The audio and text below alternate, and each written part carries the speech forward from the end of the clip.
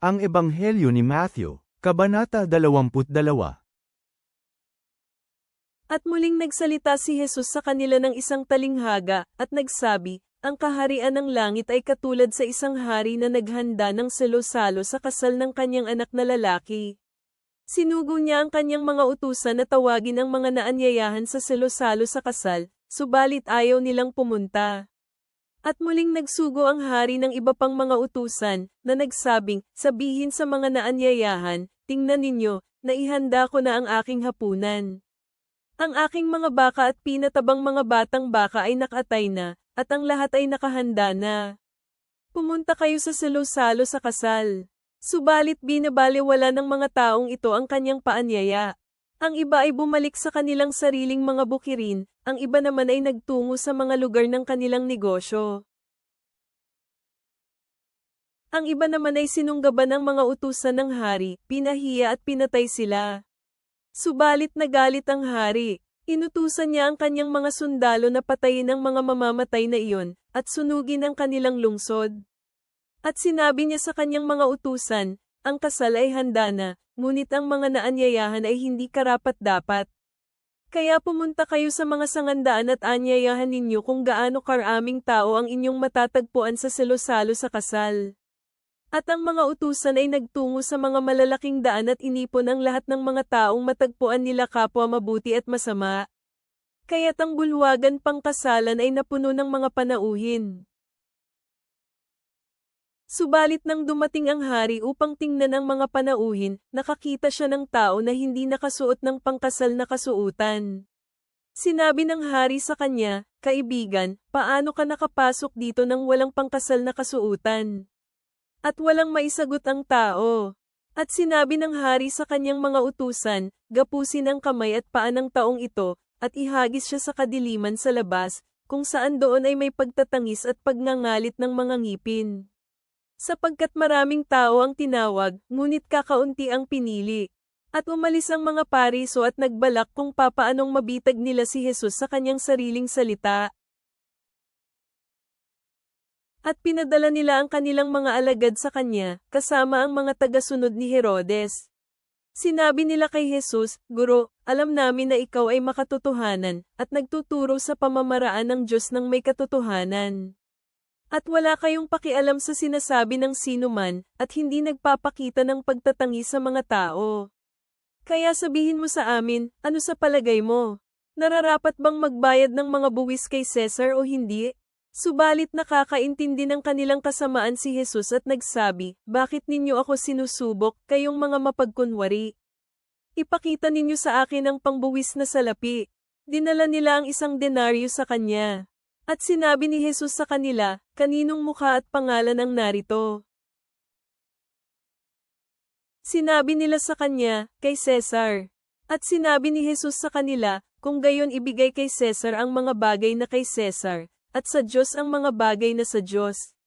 Nang mapakinggan nila ito, namangha sila. At iniwan nila siya at umalis sila. Sa araw na iyon ilan sa mga seduso na mga nagsasabi na walang muling pagkabuhay ay pumunta sa kanya.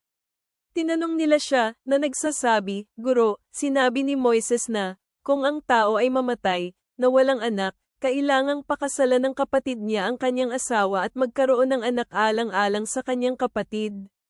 Mayroong 7 magkakapatid na lalaki. Ang panganay ay nag-asawa at namatay, at hindi nagkaanak. Iniwan niya ang kanyang asawa sa kanyang kapatid na lalaki. At ang pangalawang kapatid na lalaki gayon din ang ginawa niya, at ang pangatlo, hanggang sa 7 kapatid na lalaki. Pagkatapos nilang lahat, namatay din ang babae. Ngayon sa muling pagkabuhay, kaninong asawa siya sa 7 magkakapatid? Sapagkat siya ay naging asawa nilang lahat. Subalit sumagot si Jesus at sinabi sa kanila, nagkakamali kayo, sapagkat hindi ninyo alam ang mga kasulatan maging ang kapangyarihan ng Diyos. Sapagkat sa muling pagkabuhay hindi na sila mag-aasawa, o pag-aasawahin. Sa halip, sila ay katulad ng mga anghel sa langit. Ngunit tungkol sa muling pagkabuhay ng mga patay, hindi ba ninyo nababasa kung ano ang sinabi sa inyo ng Diyos, na nagsasabi, Ako ang Diyos ni Abraham, ang Diyos ni Isaac, at ang Diyos ni Jacob? Ang Diyos ay hindi Diyos ng mga patay, kung hindi ng mga buhay. Nang mapakinggan ito ng mga tao, sila ay namangha sa kanyang katuruan. Subalit nang mapakinggan ng mga Pariso na napatahimik ni Jesus ang mga seduso, nagtipon-tipon sila. Isa sa kanila na isang abogado ay nagtanong sa kanya ng isang katanungan, upang subukin siya. Guro, alin ba ang pinakadakilang utos sa kautusan? Sinabi ni Jesus sa kanya, kinakailangang ibigin mo ang Panginoon mong Diyos, ng buong puso mo, ng buong kaluluwa mo, at ng buong pag-iisip mo. Ito ang dakila at unang kauutusan. At ang pangalawang kautusan ay katulad nito, kinakailangang ibigin mo ang iyong kapwa katulad ng pagmamahal mo sa iyong sarili. Dito sa dalawang mga kautosang ito nakasalalay ang buong kautusan at ang mga propeta.